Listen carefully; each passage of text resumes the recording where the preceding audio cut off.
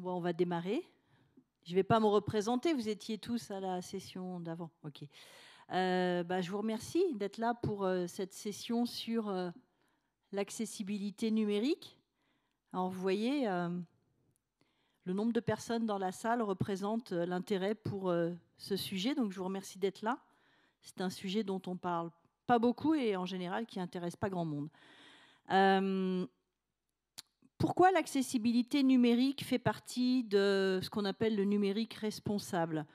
Parce que c'est une question de responsabilité de la part des entreprises, de la part des collectivités publiques, de la part des acteurs du numérique aussi et surtout, de faire en sorte que leurs services numériques, les matériels aussi, soient accessibles au plus grand nombre. D'ailleurs, quand le web a été créé par, entre autres, Tim Berners-Lee, c'est ce qu'il voulait. Quand il a lancé en fait ce web, en fait, il y a eu des guidelines qui ont été lancés en parallèle.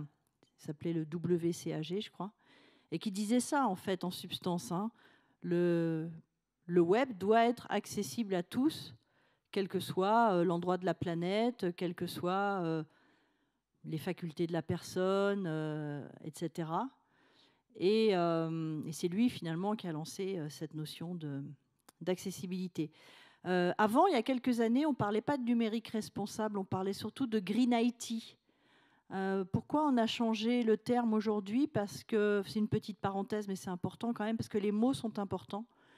Green IT, ça n'intégrait que la composante environnementale du numérique, et pas green, hein, et pas la composante responsabilité. La responsabilité, c'est plus large, hein, c'est l'environnement, mais c'est aussi autre chose, on en a parlé, c'est aussi le social, c'est aussi les droits humains, etc. Donc, forcément, ça intègre, ce numérique responsable va intégrer plein de notions, dont l'accessibilité numérique, l'inclusion aussi des femmes dans les métiers du numérique, qui a une vraie problématique, notamment dans les métiers techniques, etc. Voilà, je referme la parenthèse, mais c'est important d'en parler, parce qu'encore une fois, les termes et ce qu'on met derrière est important. Donc, c'est quoi l'accessibilité numérique et c'est quoi d'ailleurs l'accessibilité c'est quoi l'accessibilité en fait ? Si on regarde la définition, si je perds la zapette. Si on regarde la définition de ce qu'est l'accessibilité, c'était pris sur un dictionnaire quelconque. Hein. Donc l'accessibilité au sens large du terme désigne le caractère accessible d'une chose ou d'un lieu, et aussi le droit ou la possibilité qu'a quelqu'un d'avoir accès à quelque chose. Donc il y a ces deux dimensions, l'objet puis le fait d'avoir accès ou pas en tant que personne. C'est important de l'avoir en tête. Et alors, c'est bizarre parce que quand on prend les définitions de l'accessibilité numérique, on voit qu'on ne met pas tous la même chose derrière ce terme-là. J'ai pris la définition de Sciences Po, tout à fait récente, hein, qui me semble intéressante parce qu'elle est complète, je trouve, enfin plus complète que d'autres.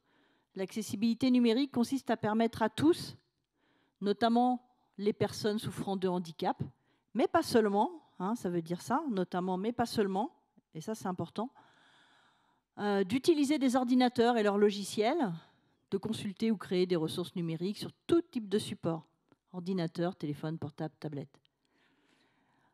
Et puis si on prend bizarrement la définition du gouvernement, sur le tout nouveau site qui vient d'être lancé par la DINUM, parce que c'est la DINUM maintenant dont j'ai parlé tout à l'heure, la Direction interministérielle du numérique, qui est maintenant en charge de ce sujet de l'accessibilité numérique. C'est eux qui sont en train de mettre à jour le référentiel de normes, on le verra tout à l'heure. Là, c'est plus restreint, vous voyez. L'accessibilité numérique consiste à rendre les contenus et services numériques compréhensibles et utilisable par les personnes en situation de handicap. Donc là, clairement, c'est focalisé sur le handicap. Moi, je ne suis pas d'accord avec cette définition. D'ailleurs, je vais leur dire. Je l'ai mise hier, hein, c'est tout récent. J'étais avec quelqu'un de la DINUM mardi, je crois, ou lundi, je ne sais plus, qui parlait de ça, justement. J'ai été très surprise de voir cette définition. Qu'est-ce que vous en pensez, vous ? Comment? Ben non, c'est assez limité, quoi. Enfin, je veux dire, l'accessibilité numérique, on va le voir, ça ne concerne pas que les personnes porteuses de handicap. C'est un point important, hein, très important, on va le voir, mais ce n'est pas seulement ça. Donc, je préfère la définition de Sciences Po. Parce qu'il y a aussi quelque chose qui fait partie de l'accessibilité numérique, c'est tout ce qui concerne ce qu'on appelle la fracture numérique, aussi l'électronisme. La fracture numérique, c'est quoi? C'est finalement des gens, pour tout un tas de raisons, qui ne vont pas avoir accès ou qui vont avoir du mal à accéder au numérique. Là, on ne parle pas des personnes porteuses de handicap, pas encore. Ça peut être un fossé générationnel, en fait, c'est-à-dire des personnes qui, du fait de leur âge, déjà ne sont pas équipées, comme nous, on peut l'être, et puis n'ont pas été formées. Enfin, quasiment aucun d'entre nous n'a vraiment été formé au numérique. Hein. Je veux dire, on nous a mis dans les mains des smartphones, devant les yeux des ordis, sans vraiment forcément nous former à tout. Mais il y a certaines personnes qui ont vraiment, à qui on a proposé ça tardivement, donc qui n'ont pas été habitués à utiliser ces outils et qui ne les ont pas, peut-être même chez eux. Ça peut être à cause de questions d'âge. Ça peut être aussi à cause de raisons sociales, d'ordre social. On voit que tout le monde n'est pas équipé d'ordinateur. On l'a vu pendant les confinements, hein, les élèves n'étaient pas tous égaux. Moi, j'avais une copine de ma fille qui suivait ses cours sur un smartphone. Vous imaginez, 8 heures par jour. Et je pense qu'elle n'était pas la seule. Hein. Il y a des enfants ou des gens qui n'étaient absolument pas équipés. C'est le cas d'un tiers des personnes à faible revenu. Hein. Enfin, plutôt seulement un tiers des personnes à faible revenu sont équipées avec un ordinateur. Donc les 2 tiers n'en ont pas. Contre 91%, vous voyez, des revenus les plus élevés. Donc il y a une vraie inégalité aussi, sociale, dans l'accès au numérique. Culturelle aussi, puisqu'on constate que c'est plutôt les gens qui sont diplômés qui sont le plus équipés et qui sont plus habitués à accéder à un ordinateur et à Internet. Je reviens juste sur le point générationnel, parce que j'ai oublié de préciser quelque chose. Contrairement à ce que l'on pense, les jeunes ne sont pas, sont concernés par ce fossé générationnel.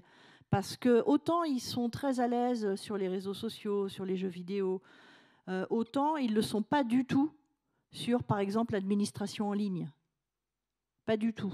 Ça pose un vrai problème aussi aux jeunes, parfois, cette e-administration qu'on tente à généraliser. On m'a mis 2 petites gommettes là, sur la conférence précédente, comme quoi je ne donnais pas assez d'exemples, donc je vais essayer de m'améliorer. J'ai assisté personnellement à un cas de fracture numérique aux impôts. Il y a quelques années, c'était il y a 2-3 ans, une dame qui arrivait au guichet des impôts et qui disait « mais j'ai pas reçu mon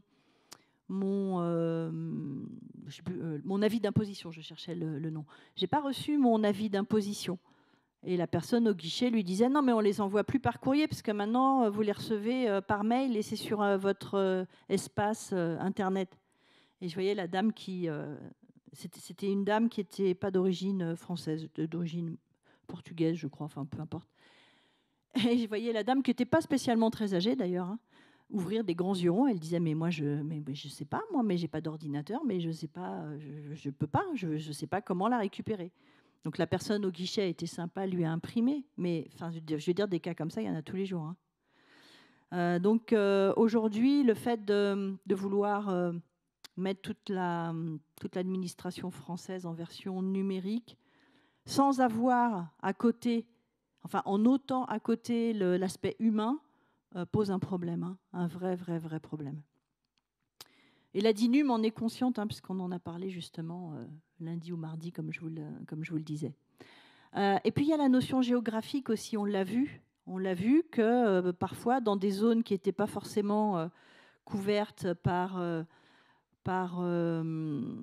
la fibre, en fait. Il y avait des familles pendant le confinement où il y avait plusieurs enfants qui devaient suivre la fac, le primaire, hein, et ça bloquait, quoi. Au bout d'un moment, les élèves n'arrivaient plus à remettre leurs devoirs, etc. Enfin, on l'a vu plein de fois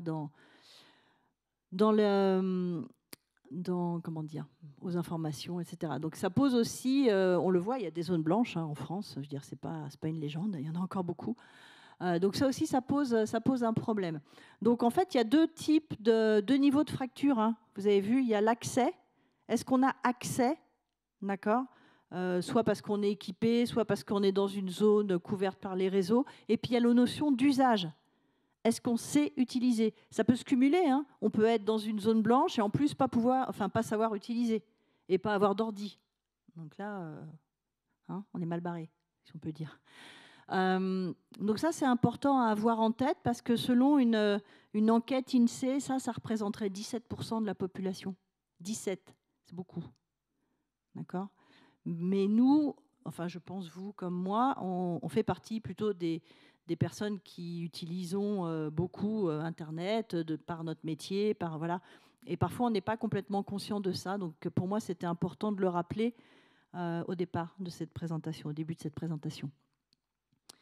Et puis le handicap aussi, évidemment, qui lui aussi représenterait entre 10 et 20% de la population française, 15% de la population mondiale. Donc vous voyez que si on rajoute les deux, quand même, ça fait plus de 30% de la population. Hein. Ce n'est pas une paille, quoi. C'est un tiers de la population qui pourrait être concernée, d'accord, par des soucis d'accès au numérique au sens large. Donc ça vaut le coup quand même d'en parler, en tout cas je pense, quand on parle de numérique responsable. Si vous avez l'occasion, je vous invite à aller faire un tour sur le site du gouvernement anglais.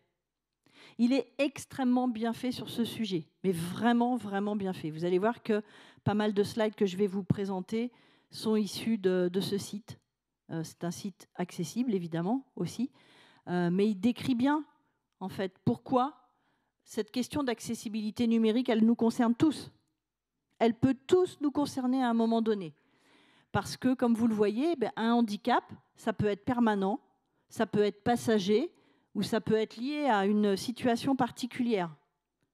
D'accord ? On ne va pas aller voir en détail, mais je vous laisse regarder, mais c'est très clair en fait. On peut effectivement avoir perdu un bras, mais on peut aussi ponctuellement se l'être cassé, avoir le bras droit par exemple en écharpe, si on est droitier, on fait comment pour utiliser la souris ? D'accord ? Etc., etc. Donc vous voyez que ça aussi, c'est important pour moi de le préciser. On peut tous être touchés, enfin tous ou nos proches, ou voilà, par ces problèmes-là. D'où l'importance aussi d'en parler et de s'y intéresser. Donc il y a évidemment plusieurs types de handicaps qui vont tous créer en fait des problématiques particulières pour l'accès au numérique en général. Les déficiences motrices, donc là c'est le corps hein, qui est déficient, donc qui peut empêcher d'utiliser soit le matériel correctement, en tout cas tel qu'il a été conçu pour la majorité de la population, une souris, le clavier, un écran, etc., ou certains services numériques. D'accord ? On peut avoir des déficiences auditives, donc mal entendre. Donc, comment on fait pour entendre des vidéos ? D'accord ? Il y en a de plus en plus des vidéos hein, sur tout type de sites, y compris les sites de l'administration. Donc, il va y avoir des obligations pour que les malentendants puissent aussi avoir accès au contenu qui est diffusé. Les déficiences visuelles, oui, évidemment, hein, c'est évident. Si on voit mal, on va avoir du mal à voir les écrans. Donc, il va falloir mettre en place tout un tas soit de technologies qui vont nous aider, on va le voir, là encore, à appréhender les informations. Et on va voir quelles problématiques ça peut poser. On va regarder, alors, exceptionnellement, il y a une vidéo dans cette présentation, parce que c'est un témoignage, de quelqu'un qui est développeur et malvoyant. Et oui, ça existe. Donc, il va expliquer concrètement comment il vit son métier et ce qu'il utilise au jour le jour pour l'aider. Des maladies invalidantes, donc qui entraînent des déficiences progressives, on va dire, plus ou moins importantes. Ça peut être momentané ou ça peut être permanent. Des troubles psychiques aussi, qui peuvent être des conséquences de maladies chroniques, mentales, et qui vont poser des problèmes pour la perception aussi des informations. Des déficiences intellectuelles, des retards par exemple, qui là encore vont poser des problèmes parfois dans la compréhension de ce qu'on veut diffuser comme message, comme données, comme information. Des déficiences cognitives aussi, des troubles particuliers qui vont faire qu'on va avoir du mal à se concentrer, par exemple, ou à comprendre les choses qui nous sont, les contenus qui nous sont proposés. Donc la loi, elle dit quoi? La loi, elle dit plein de choses, mais là encore, clairement, elle n'est pas appliquée, il faut le savoir. Ni d'ailleurs par les entreprises publiques, ou assez peu par les entreprises publiques qui sont obligées, qui sont contraintes. Il y a maintenant des amendes, mais enfin, je n'ai pas l'impression que ça change grand-chose. Et encore moins par les entreprises privées. Mais alors pas du tout par les sites e-commerce, ou très peu. C'est dommage, hein, parce que quand on est une boîte et qu'on lance son site e-commerce, on se prive de facto de 15 à 20% de la population et d'acheteurs. Bon, il faut le savoir, c'est comme ça. Donc je ne vais pas vous donner les détails de la loi. Simplement, en gros, hein, cette loi-là, elle oblige en fait notamment les entreprises publiques à ce que les contenus diffusés, notamment sur les sites web, soient accessibles. Par exemple, les contenus vidéo doivent être sous-titrés obligatoirement. C'est un exemple. Et puis, cette loi, elle s'étend aussi aux entreprises qui font plus de 250 millions d'euros de chiffre d'affaires. Pas appliqué. Hein. Il y a des, je ne sais pas si je l'ai remis là, je ne sais plus, mais il y a des amendes maintenant. Hein. Il y a des amendes si... Alors, ce qui est curieux, c'est qu'en fait, il y a des amendes, pas si on n'applique pas ça sur notre site, il y a des amendes si on ne dit pas que le site est accessible. Ou n'est pas accessible, en fait. Bon, ok. Il faut déclarer en fait son site accessible ou pas, et puis déclarer le niveau d'accessibilité. Donc le référentiel qui est utilisé, c'est RGAA, donc le règlement général d'accessibilité, je ne sais plus quoi. En gros, pour qu'un site soit considéré comme accessible, il faut qu'il respecte 95%, je crois, des critères listés dans ce référentiel. La DINUM vient de le mettre à jour. On est maintenant à la version 4. Il est accessible sur le site que je vous ai montré tout à l'heure, accessibilité.gouv.fr. Et en fait, ce RGAA, là, il a été conçu en s'inspirant de ce que je vous ai dit tout à l'heure de WCAG, qui étaient les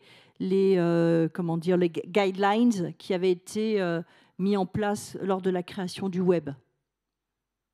En gros, ça a repris les mêmes grands principes qui sont être perceptibles, donc que tout le monde reçoive les informations qu'on veut donner, utilisable, compréhensible et robuste. Robuste, ça veut dire, je trouve que le terme n'est pas bien choisi parce qu'on ne comprend pas trop ce qu'il y a derrière, mais robuste, ça veut dire qu'il puisse évoluer aussi en fonction des nouvelles versions. C'est-à-dire, je vous donne un exemple. Si je change de version de Windows, par exemple, il faut que mon outil, par exemple, mon lecteur optique, par exemple, ou je ne sais plus comment ça s'appelle, si je suis déficient visuel, je vais avoir besoin d'un outil qui me lise l'écran.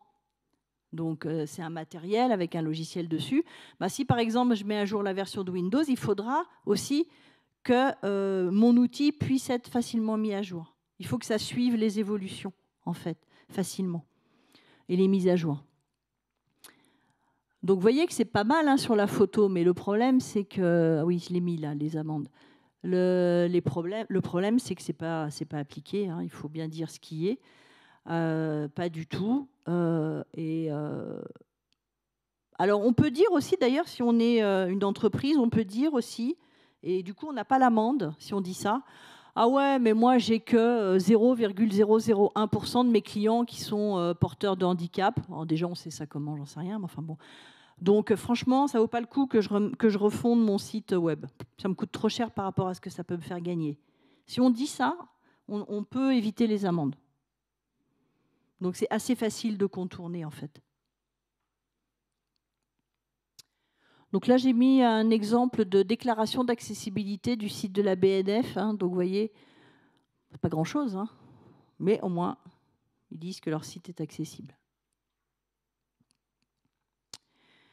Donc j'ai mis du nouveau parce que voilà, on a appris ça la semaine dernière. Maintenant, comme je vous le disais, cette accessibilité numérique et notamment le référentiel RG2A est porté par la DINUM avec le lancement d'un nouveau site, accessibilité.numérique.gouv.fr. Et puis aussi, ils viennent de lancer un outil d'audit. Alors, je n'ai pas eu le temps de tester, je suis désolée parce que c'est tout récent. Un outil d'audit des sites pour voir si les sites sont accessibles ou pas. Donc, intéressant. Je ne peux pas vous dire ce que ça vaut, je ne sais pas. Mais en tout cas, voilà, ça a le mérite d'exister. Puis c'est quelque chose qui a été fait par le gouvernement. Il existait des outils d'audit lancés par des associations ou des entreprises. Voilà. Donc c'est pas. Je suis désolée, il y a une erreur sur la source là. Je sais pas. J'ai gardé ça d'une autre slide. C'est pas ça la source. Hein. La source, c'est ces sites-là et le site de la DINUM. Donc, qui est concerné dans l'entreprise pour rendre justement ces services numériques accessibles? C'est un peu tout le monde. Hein. C'est évidemment les gens qui conçoivent les services, ceux qui les développent, ceux qui sont en charge de l'expérience utilisateur, du développement de l'interface utilisateur, les utilisateurs eux-mêmes, hein, parce que voilà. Et puis aussi les dirigeants d'entreprise et les DSI, hein, parce qu'il y a deux notions en fait dans l'accessibilité numérique finalement. Il y a en interne, dans l'organisation, rendre accessibles les contenus internes à l'organisation. Et puis si on est une organisation qui travaille avec un public ou avec des clients vers l'extérieur, rendre aussi accessibles ces services-là auprès de nos clients ou auprès de nos parties prenantes en tout cas. Donc vous voyez que tout le monde est concerné. À voir le nombre de personnes dans la salle, on n'a pas l'impression, mais oui, tout le monde est concerné. Je suis désolée, hein, je fais un peu d'ironie, mais bon, voilà. Je vais vous faire une confidence. Dans mon entreprise, on a mis au catalogue une formation sur l'accessibilité numérique depuis 3 ans maintenant, puisqu'on vient de fêter nos 3 ans. On ne l'a jamais animée. On a eu 0 demande. Alors, on fait des conférences sur le sujet, ça nous arrive ponctuellement, rarement, mais ça nous arrive. Mais la formation, jamais. Je voulais vous faire des petites simus. Il y a certains d'entre vous qui sont connectés à Internet. Je vous autorise à cette fois-ci ou qu'on les... Si vous voulez voir ce que ça donne, par exemple, vous pouvez aller sur le site atalan.fr, agissons, ça, si vous tapez l'adresse là. Vous allez voir que c'est assez intéressant parce que sur ce site-là, on vous propose de tester les effets du handicap, notamment du daltonisme, qui est un handicap qui, désolé messieurs, touche essentiellement les hommes. 11% de la population masculine, moins de 1% de la population féminine. Et vous allez voir concrètement, mais il y a aussi la DMLA, qui est un trouble de la vision. Enfin, vous allez voir et vous allez vous rendre compte, mais on va faire des tests aussi après à l'écran, mais si vous avez un petit peu de temps, allez voir déjà quelques exemples. Il y a d'autres sites aussi, évidemment, hein, vous les aurez quand on vous partagera le support. C'est bien de se rendre compte soi-même, en fait, de ce que ça provoque. On se sent plus concerné. Oui ? Oui, bien sûr. Vous voulez le micro, peut-être ?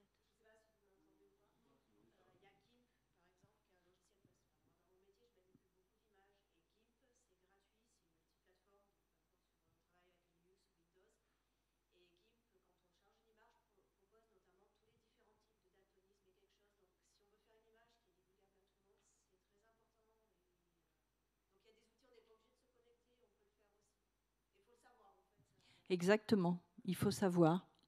Il faut savoir ça, c'est pour ça qu'on a monté une formation sur le sujet. Mais bon. Vous me dites hein, quand vous avez regardé. Ouais, voilà, vous pourrez regarder plus en détail après, mais on va voir concrètement. Donc, par exemple, si on prend l'exemple du daltonisme, je crois que c'est après. Voilà. Qu'est-ce que vous voyez là? Est-ce que tout le monde voit un 12? Ouais, oui, non, oui. Bon, ça veut dire qu'il n'y a pas de daltonien dans la salle. Mais vous voyez, 8 à 10% de la population masculine et à peine 1,5%, j'ai dit moins de 1%, c'était moins de 1,5% de la population féminine souffre de daltonisme. Quand on est daltonien, on ne voit pas les dégradés de rouge, orange, etc. Ça, c'est hyper important parce que regardez, si vous créez un site e-commerce, par exemple, et vous êtes une marque, je sais pas, de vêtements, de baskets, et puis vous voulez faire un site hyper fashion avec plein de couleurs, etc. Bah si vous mettez un fond coloré avec une écriture colorée dessus et que vous ne respectez pas entre ces deux couleurs un écart chromatique de 4 ou 4,5, j'ai plus en tête, bah, un daltonien ne verra pas l'écriture. Voilà. C'est un peu ballot, donc il faut le savoir. Voilà. Si on ne veut pas que ça se détache nettement, le 12 comme ça, enfin si on veut que ça se détache nettement plutôt, pardon, il faudra respecter un écart entre la couleur du fond et la couleur de l'écriture.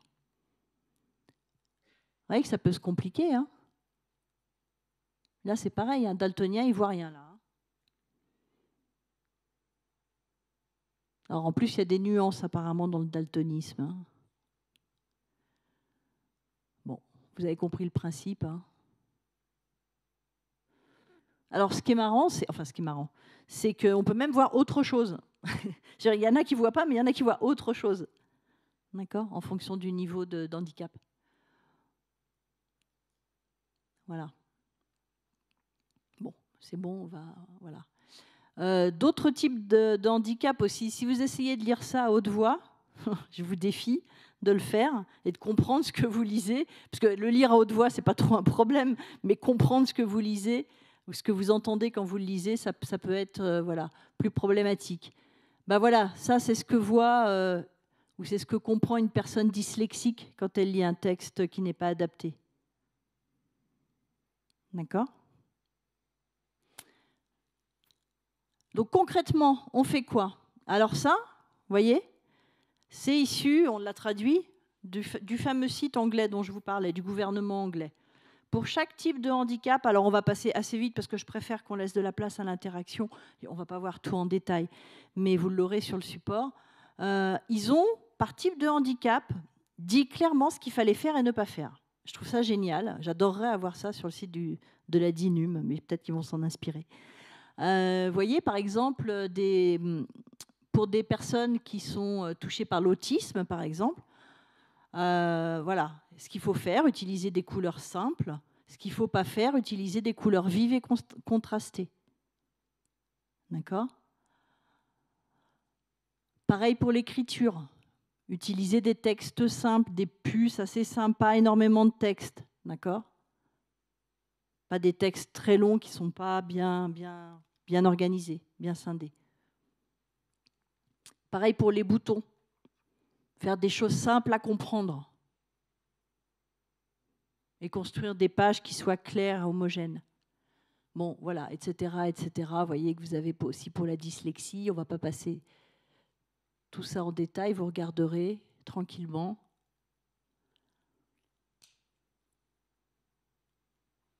C'est compliqué, hein ? C'est compliqué quand on a créé notre entreprise. Pourtant, on est dans le domaine du numérique responsable. On a travaillé avec une graphiste qu'on connaissait pour nous faire un logo. Et puis, on a fait un logo avec du vert, parce qu'évidemment, on était dans l'environnement. Ben, pas de bol, hein, on a fait un vert qui n'est absolument pas accessible. Voilà. Donc, on essaie de corriger ça aujourd'hui dans nos... on n'a pas refait notre logo, mais vous voyez, ce vert-là, voilà, il est là. Ce vert-là n'est pas du tout accessible. Il y a des problèmes d'accessibilité quand on fait les tests, surtout quand on l'utilise dans des... Alors là, c'est sur un fond blanc, ça va, mais... si on l'utilise sur un fond coloré, c'est problématique. Donc on a fait une version en gris, le gris étant plus accessible. Hop, hop, hop. Voilà. Donc je vais vous montrer maintenant une petite vidéo, j'espère que ça a marché, avec le témoignage de Sébastien Lopez, qui est développeur informatique à la Société Générale, et il va vous parler de son quotidien. Et vous allez voir que ce n'est pas une mince affaire. Alors, on y va. Je suis développeur chez Société Générale et je vais vous présenter les différents outils que j'utilise en tant que personne non-voyante pour utiliser un ordinateur. Donc je vais vous présenter ce qu'on appelle un lecteur d'écran qui est un logiciel qui gère à la fois une synthèse vocale et une plage braille, outil couramment utilisé par les non-voyants. En l'occurrence, le logiciel que j'utilise comme lecteur d'écran est JAWS. Alors en fait, une plage braille, c'est un dispositif électronique qui transcrit en braille un texte qui est à l'écran. Et je parle bien du terme transcription et non pas traduction comme on l'entend souvent, parce que le braille, c'est un mode d'écriture et ce n'est pas un langage. Ça veut dire que concrètement, si j'écris bonjour sur l'écran, je lirai physiquement bonjour en braille ici. Alors autant pour du texte pur, on pourrait ne se contenter que d'utiliser qu'une synthèse vocale, mais pour du technique comme moi qui développe ou en Python ou en Java ou etc., il faut impérativement avoir le braille puisque ça n'aurait aucun sens de tenter d'exploiter du code simplement avec la vocalisation. Donc évidemment, en tant que personne non-voyante, ce sera difficile d'utiliser la souris. Donc le principe d'un lecteur d'écran fait qu'il y a un apprentissage où on doit utiliser des raccourcis clavier. Donc je vais commencer par vous présenter un site qui est peu accessible. Voilà, là je suis sur le bureau. Je vais lancer Édition le navigateur IE. Voilà. Ensuite, je vais utiliser les favoris puisque le site que je vais vous montrer est dans les favoris. Il s'agit en fait du site d'inscription Covid pour la Société Générale lorsqu'on doit se déplacer sur site, qui permet de gérer les départs, les arrivées et également les restaurants qu'on va utiliser. Sur site, entrée, graphique région Brèche, édition, rechercher, working.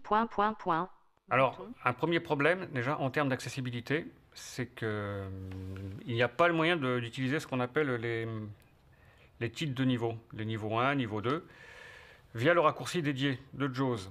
Donc, si j'utilise ces raccourcis dédiés, JAWS me dit, la synthèse vocale de JAWS me dit aucun titre. Donc, déjà, en termes d'accessibilité, c'est pas bon, c'est proscrit. Et effectivement, si je vais voir ce qui se passe dans le code, History Wix crochet ouvert un crochet. Voilà, là vous avez accès au code. Inférieur HTF. Si je cherche par exemple CTRL F, la balise H1 qui code le titre WH, vide, inférieur, H1, eh ben, il n'y est pas. Échappe. Voilà, et c'est pas bon du tout en termes d'accessibilité. Il faut quand même préciser que c'est un site qui était en work in progress et qu'il est en test. Donc c'est tout à fait normal pour un premier test utilisateur, une version bêta. Donc là, j'ai activé le formulaire. Alors effectivement, je l'ai bien présent sur site, donc je peux cocher ma présence sur site, sauf que je ne sais pas dans quel jour je suis. Je l'ai juste présent sur site. Si je tabule, puisque la tabulation permet de passer d'un champ de formulaire à un autre, présent sur site. Même chose, présent sur site, je suis bien content parce que quel jour, mercredi, jeudi, lundi, je ne sais pas. Alors, en bidouillant avec JAWS, je vais finir par le trouver, mais ce n'est pas du tout intuitif pour quelqu'un qui n'aurait pas forcément une expérience de développeur ou d'utilisation des logiciels comme je peux l'avoir, et encore moins intuitif pour un novice. Donc, le problème du formulaire, c'est qu'il est probablement mal codé, tout en sachant que les champs ne sont pas rattachés aux bonnes étiquettes. Donc, si je tabule en passant d'un champ à un autre, je ne saurais pas si je suis dans le champ lundi, mardi ou mercredi. Donc, ce qui revient à une impossibilité d'utiliser le formulaire pour une personne non-voyante, sauf se faire aider par un collègue, un tiers-voyant. Je vais vous montrer à présent un site qui est globalement accessible. Il s'agit de sociétégénérale.com, donc le site institutionnel qui est accessible à 95% au niveau des critères du RGA, ce qui est un très bon niveau d'accessibilité, sachant que le RGA, qui est la méthode officielle d'application des normes d'accessibilité, comporte 106 critères. Donc je me suis déjà connecté sur le site, et là, même manip que tout à l'heure, via le raccourci dédié de JAWS, je vais afficher les niveaux de titre, et ah, magie, ça marche. Du climat et de l'environnement 2.1. Et les titres sont bien structurés puisque j'ai mon premier niveau de titre qui est bien de niveau 1. 1 sur 15, à la une 2.2. Mon deuxième niveau de titre qui est bien de niveau 2. Si je fais la même manip que tout à l'heure pour afficher le code et que je cherche à vérifier si physiquement dans le code je retrouve bien mes balises H1. Verrouillage number désactivé. Verrou 1. Effectivement, là on la voit. Inférieur H1, voilà. Classe égale title, ça c'est pour gérer les CSS. Et puis entre les tags, j'ai bien mon contenu du site, agir en faveur du climat. Comme je vous ai montré, le niveau des raccourcis de JAWS permet bien d'accéder au niveau de titre, puisque les balises H1, H2, H3 sont effectivement présentes dans le code, ce qui n'était pas le cas du précédent site. Donc une autre partie importante en termes d'accessibilité numérique, c'est ce qu'on appelle un lien d'évitement. C'est un lien qui permet d'accéder directement au contenu sans avoir à lire toute la page, ce qui serait ingérable via une plage braille. Alors, une précision à apporter, c'est que ces liens peuvent être cachés ou non. Certaines chartes graphiques de certaines sociétés imposent de cacher le lien pour ne pas qu'il soit visible. Mais ils peuvent tout à fait être visibles sur d'autres sites. Boîte de dialogue. Là, j'ai activé le lien. raccourci, puisque sur ce cas typique de site, le lien est effectivement caché. Il n'apparaît que lorsque j'utilise le raccourci dédié de JAWS. Et le lien d'évitement en question, c'est au contenu principal. Et là, je suis arrivé sur un texte, le groupe Société Générale. Là, il m'a renvoyé sur une partie du menu que je peux activer ou pas.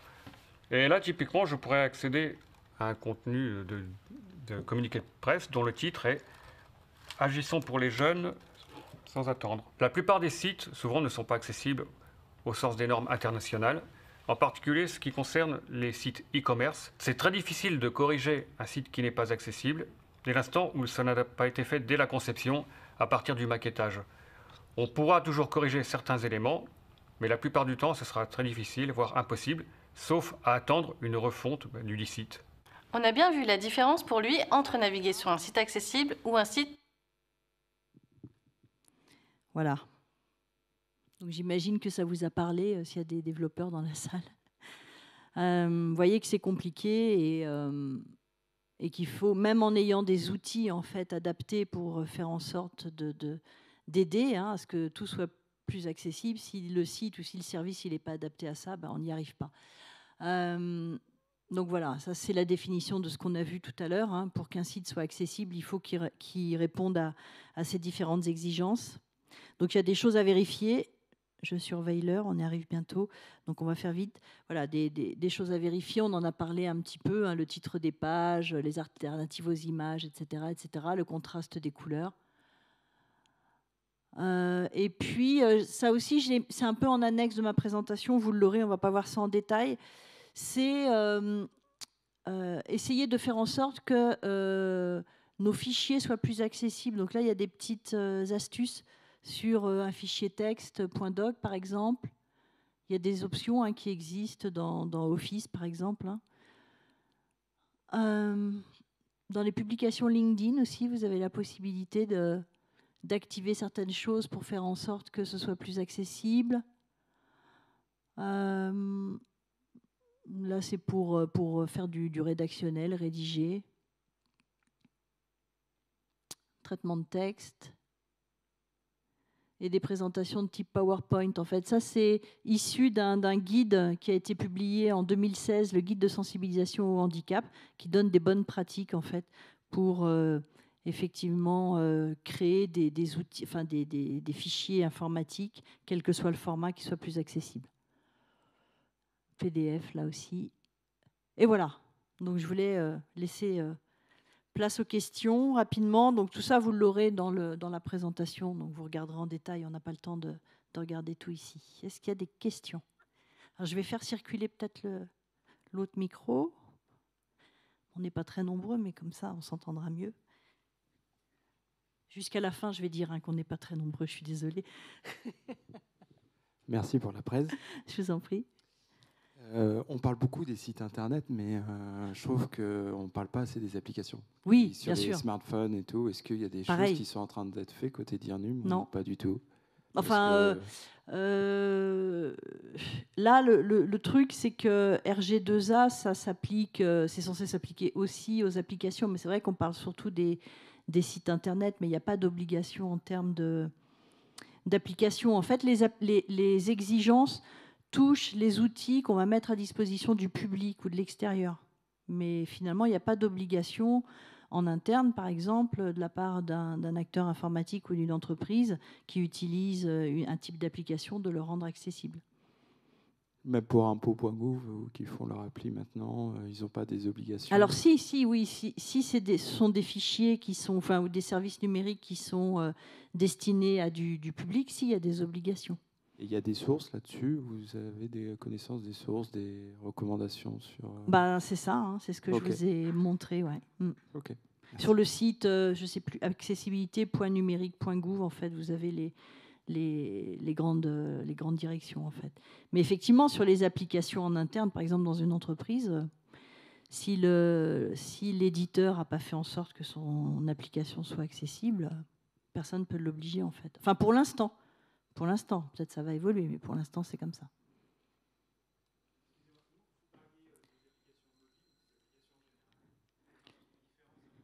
Plus mobile, pour ma part.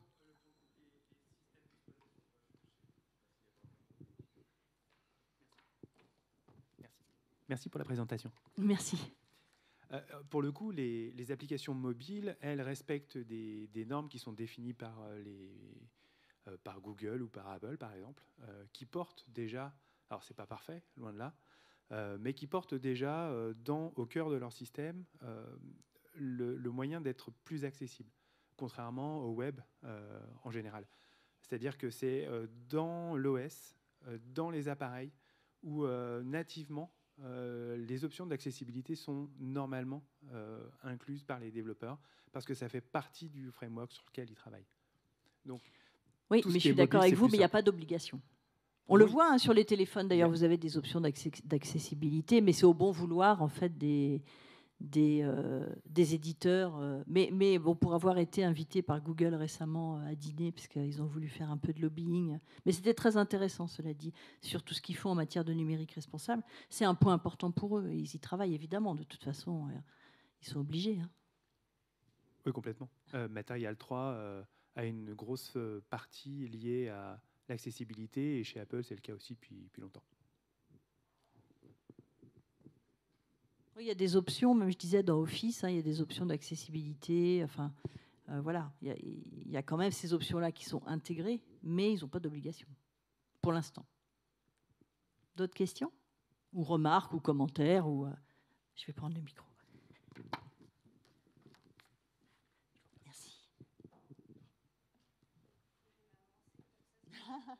Merci, c'est gentil, mais ça me fait faire un peu de sport en même temps. Du coup, merci. Merci je voulais à vous. rebondir sur ce que vous aviez dit tout à l'heure. Il y a le design system du gouvernement qui est disponible et là, il montre bien tout ce qui est accessibilité, gestion des couleurs, comment ils ont fait la colorimétrie pour le contraste des personnes malvoyantes. Et du coup, moi, j'avais une question. Donc, justement, ça rebondit sur ce qui a été dit. Donc, on parlait d'applications. Mais par exemple, moi, je développe et du coup, je suis UI designer, mais pour des logiciels. Donc, par rapport à tout ce qui est... comment dire, amende et voilà, je vais parler d'amende. Obligation, en fait. Voilà, c'est ça. Est-ce que ça s'applique aussi sur du coup tout ce qui est vente de logiciels par des entreprises ou qui est disponible directement en téléchargement de manière gratuite? Non. Enfin, pas à ma connaissance. Hein. Peut-être je me trompe, mais je crois pas, non. D'accord. Pas pour l'instant. Okay. C'est pour ça que je disais que c'était vraiment à l'éditeur lui-même d'intégrer à ses développements, à sa conception des fonctionnalités en matière d'accessibilité, parce qu'il n'y a pas d'obligation aujourd'hui, à part un engagement comme le fait Google, comme le fait Microsoft et autres, sur ces points-là. D'accord. Merci beaucoup. Je vous en prie. Oui. Voilà. Oui. Oui, bonjour, merci pour cette présentation. Je voulais avoir un peu plus de détails sur la façon dont votre entreprise intervient sur ces questions-là auprès des entreprises ou des structures publiques ou semi-publiques. Donc, j'ai cru comprendre que vous avez fait une formation que vous n'avez jamais jouée. Et oui, mais est-ce qu'il y a d'autres actions que vous menez sur ces points-là Nous, on est spécialisé dans tout ce qui est numérique plus responsable. Donc, en fait, on est organisme de formation. Donc on fait à la fois de la sensibilisation via des outils pédagogiques qu'on a développés, via des conférences comme celle-ci, des interventions. On a des formations aussi au catalogue sur tous ces sujets, que ce soit éco-conception, numérique responsable en général, accessibilité. On vient d'en sortir une sur, vous avez probablement compris que c'est un sujet qui me tenait à cœur, sur les droits humains, c'est-à-dire comment, quand on est une grande entreprise et quand on est soumis au devoir de vigilance, on intègre le numérique justement dans ce devoir de vigilance parce qu'il y a du boulot. Voilà, tous ces sujets qui tournent autour les achats numériques responsables aussi, par exemple. Et puis, on fait aussi un petit peu d'accompagnement. On vient de sortir je fais un petit peu ma pub, mais vous m'avez posé la question. Non, mais j'en parle parce que ça peut intéresser. Puis c'est un outil pédagogique un peu original. On a longtemps hésité à le faire parce que c'est aussi du numérique. Parce qu'en général, on fait ce qu'on dit, on dit ce qu'on fait, donc on va pas dans le tout numérique non plus. Mais on a développé un petit parcours de sensibilisation qui dure 45 minutes, qui est basé sur 6 vidéos, qui traitent des principaux sujets du numérique plus responsable, des quiz, voilà, pour tester un peu. C'est vraiment pour faire de la sensibilisation, c'est pas de la formation. Ça dure, oui, je vous disais 45 minutes au total. Et on est en train de le sortir en anglais et on va le sortir en allemand en début d'année. Voilà, donc c'est un petit outil qui peut être intéressant si vous avez beaucoup de personnes à former ou à sensibiliser, sans forcément aller les envoyer toutes en formation. Et l'intérêt par rapport au MOOC, il existe des MOOC déjà, hein, un qui a été fait par l'INRIA, un autre qui a été fait par l'Institut du numérique responsable. Ce qu'apporte celui qu'on a développé, c'est qu'il est personnalisable, c'est-à-dire qu'au-delà des informations qu'on vous envoie, en fait, vous avez un espace pour dire ce que vous faites vous en interne ou ce que vous avez prévu si vous êtes déjà lancé dans une démarche numérique plus responsable, pour que vos collaborateurs justement sachent aussi ce que vous faites. Parce que souvent, il y a des entreprises qui font plein de trucs, mais elles ne le disent pas à leurs parties prenantes. Donc c'est important aussi de faire partager ça, parce que ça peut aussi engager plus les gens. Il y a certaines personnes, par exemple, des personnes qui sont porteuses de handicap, qui peuvent aider aussi à l'évolution de certaines choses. Donc je pense que c'est important aussi de partager largement ce qu'on fait ou ce qu'on a envie de faire. Voilà. Mais vous trouverez tout sur LinkedIn si vous me LinkedInisez. Je ne sais pas si on dit ça. Bon, je pense que c'est bon, on a consommé notre temps. Je vous remercie beaucoup d'avoir été là en tout cas. Merci, bonne journée.